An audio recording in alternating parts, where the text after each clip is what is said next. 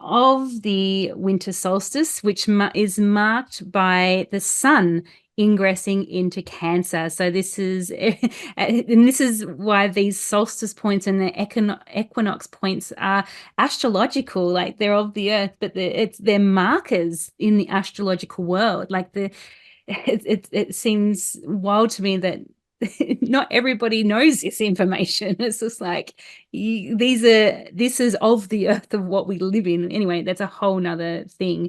But this 0 degree point is again so sensitive, because what we will see next year and in the next couple of years is Neptune and Saturn moving into 0 degrees of Aries.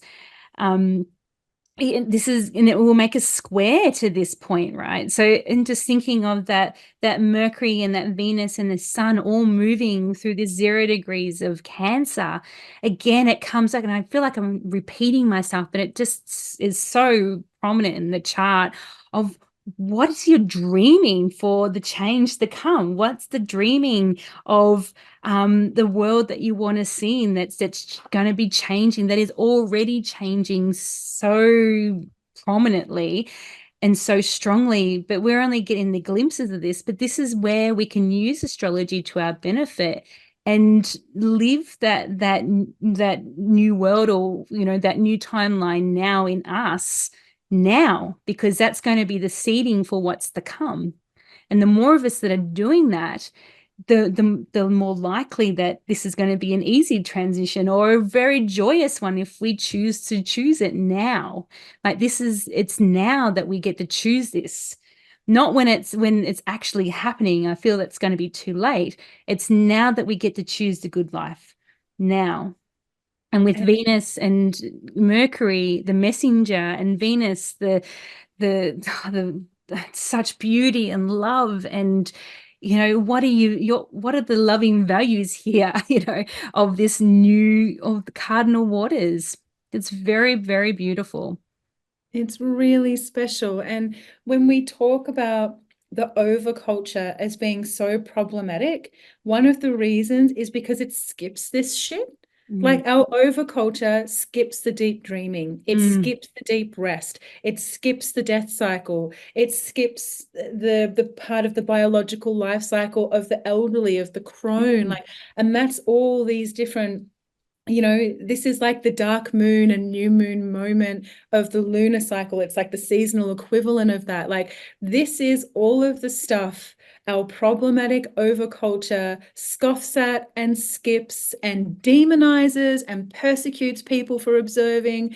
And so the call to show up to this and to truly listen, to truly rest, to truly put weight on your dreams. Like, I dare you to put real money on your dreams and on your dreaming at this time. That is radical for what our overculture tells us. And it's, yeah, this few days beforehand truly is such an opportunity to just like dip your toes in and get a feeling for what that is, and prepare for this moment of winter solstice. And the good news is too that winter solstice isn't just a hot second. Like, sure, it's marked by the longest night, this day in which there is the least amount of light, and the lengthiest night. Yes. But winter solstice is also the mark of a larger seasonal moment. So this time, don't let me rush you, because that would be very anti-winter solstice and very naughty of me.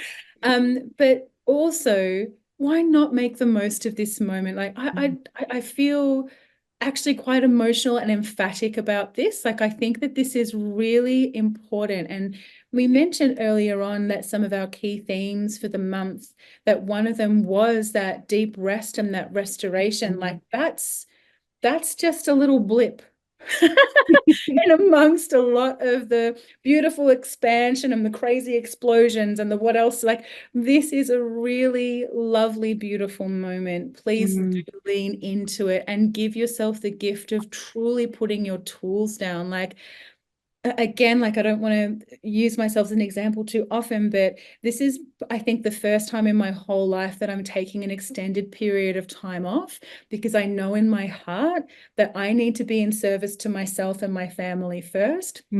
And I'm not doing that, and I haven't done it for a long time. And so part of my deep winter solstice dreaming is, could this even be something I do every year? Like every year, could I take 4, 6, or 8 weeks? Like heaven forbid, like could I take an extended bit of time off from a certain type of my work to really fully honor this moment? Like, can we? And again, like in Northern Hemisphere, this would be Christmas time, where we are all coming together and enjoying the warmth of the hearth and connecting and Mm. talking about, how the year has been and what we hope for in the year to come. Like, that's what this moment is. And because that doesn't line up with the consumer model of culture, we kind of have to invent our own way of connecting to that. And so maybe this looks like having a winter feast in your home and Mm. inviting some close friends or family. That's something I'm hoping to do this year. Absolutely. And then also, I just want to reflect here during this time, the moon is in that beautiful Sagittarius place where the full moon has just been, when that Sagittarius full moon. So it's a full cycle since then. And God, that was beautiful. And I'm just thinking of, yeah, what does the elders say here in the void, at winter solstice? It's telling the stories to the children. It's celebrating what has happened and what's to come.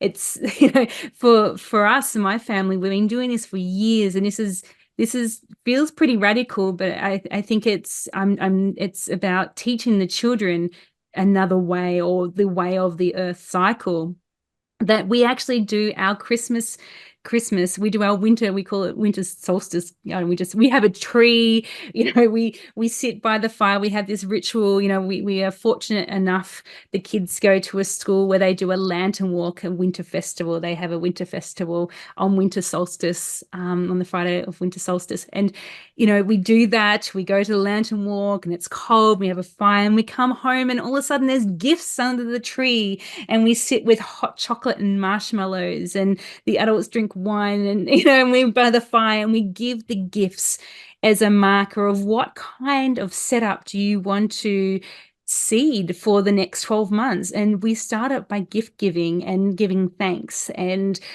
feasting and celebrating each other, and with abundance. And so what is the seed that you're planting here at winter solstice, that's going to set the tone for the rest of the cycle? This is the seed for the next 12 months.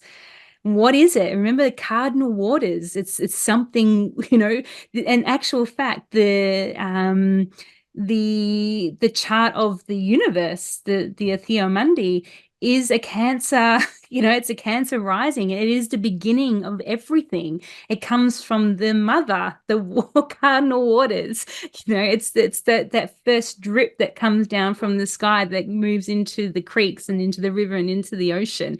This is the beginning of something else that starts that next 12 months. And again, the next 12 months, it's going to be big. It's big changes, big movements. A lot of things are happening. So how do you want to start off this year?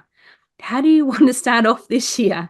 Is it surrounded by friends and family? And thinking also, this is in the lead up to the full moon as well. So this is a prayer that's coming into full illumination under that Capricorn full moon that's going to happen in like just a day or so. Was it 22nd?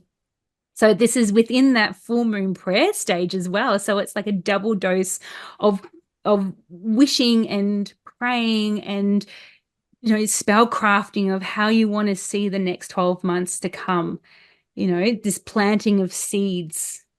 Yeah, I highly recommend, like, yeah, doing something that nourishes you and your family and your loved ones deeply, to set that foundation for the next 12 months, because it will serve you very, very well, I think. What are the roots that you're putting into the ground at this time for the tree to grow? And if I may, for those of us who feel like that's not available to them, who feel like that isn't an active part of their life and don't quite know how or where to connect with that, then this is your opportunity to dream it and plant it for the years to come. It doesn't always have to look like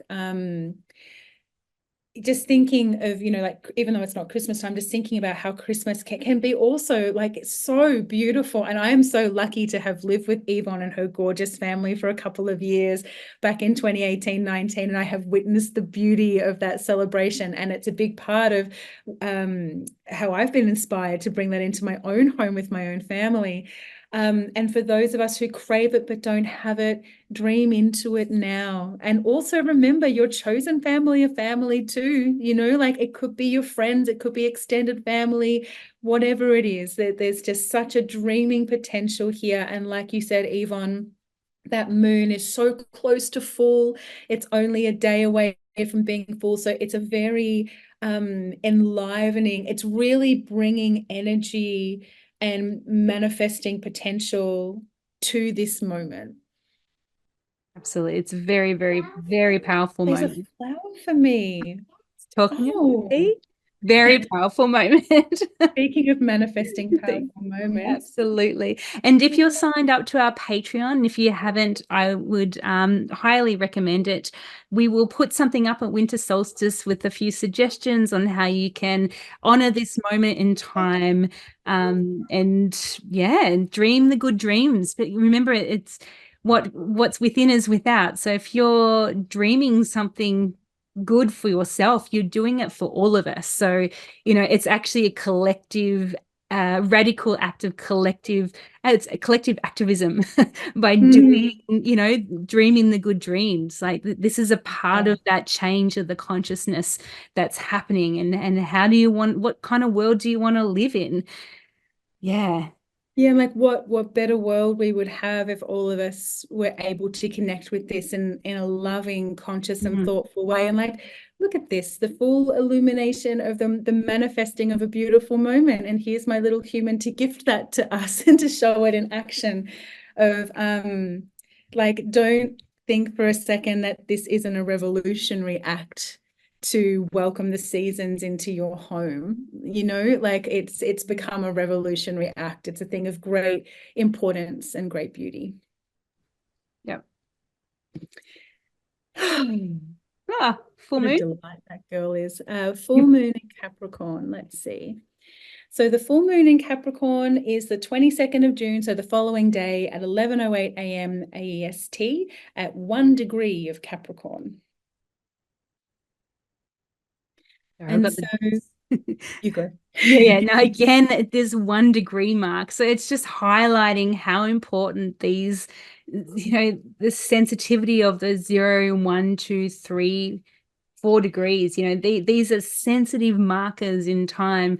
And this full illumination of this point, just so close to, Venus here. We've just had the Venus and Mercury conjunction as well, which feels beautiful in itself. Um, yeah, yeah. This cardinal full moon, cardinal Earth. What are you bringing to the new Earth at winter solstice? This is a new Earth time, because it is a new Earth. It's new Earth cycle. So this feels very potent to have a full moon on winter solstice. This feels so lovely and so special. I really love this full moon. And I sort of, in the back of my head, I already know I've got plans for this weekend, and it already feels really delicious. It feels great. I think so. And like, I sometimes feel a little bit sad for Capricorn, and I have a Capricorn sun. I think that for all of the beautiful things that, like, because the Capricorn part of its archetype is that patriarchal, is the patriarchy, that like that actually isn't supposed to be a dirty word. It's only because our culture and the powers that be have made it one. And I feel like this full moon is an invitation into dreaming. What does Capricorn look like when it's healed? What does that look like when it is in service to all? And so perhaps there is an opportunity here to fully illuminate not just the downfall, but the beauty of that area of the zodiac, which is about its cardinal Earth. It's the mountain goat. It's the sure-footed mountain goat, able to precariously but comfortably balance and make its way to the peak of the mountain. And then when we think too of the even though it's a mountain goat, it's actually a mountain goat with a fish's tail. And so Mm. it's also the capacity to reach great depths. Like there's a real scope that Capricorn holds there. And when we are no longer tricked about what is possible or what is impossible, Mm. suddenly the healed Capricorn becomes available to us, because we can really see and connect with just what we could create if we no longer disbelieved in ourselves or disbelieved what was allowed or not allowed or whatever. And so there's and Neptune at holding this point of rebirth at the end of Pisces there is squaring, is in that square aspect with the sun and moon at this time. So it really is like, do we dare dream a better Capricorn story? Like, can we dream, can we sing up a song of Capricorn that that makes ambition a beautiful moment and not the only thing we have in our lives? You know, like, how can we relate to that differently?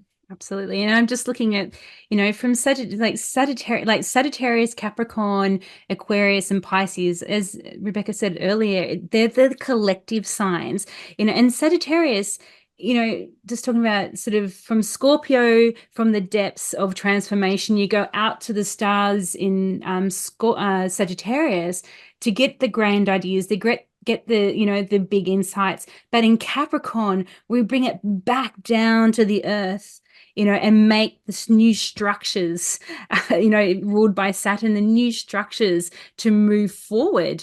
What are the foundations here of the new earth that we're planting at this time?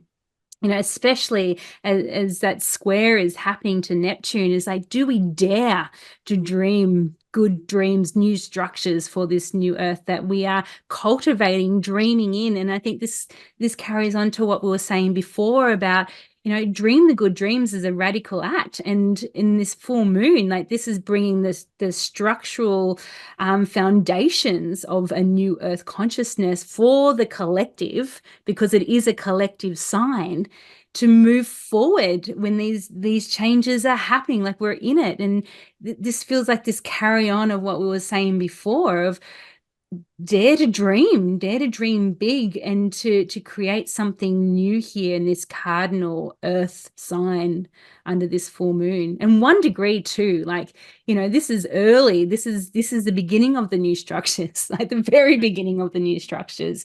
It feels very powerful. Actually right where my sun is. I didn't realize until just now that is a full moon exactly on my natal sun. So I'm really Nice. glad I've taken some time off to really feel that and let that sink in. I will report back next month to let you know how that went for Excellent. me. Please.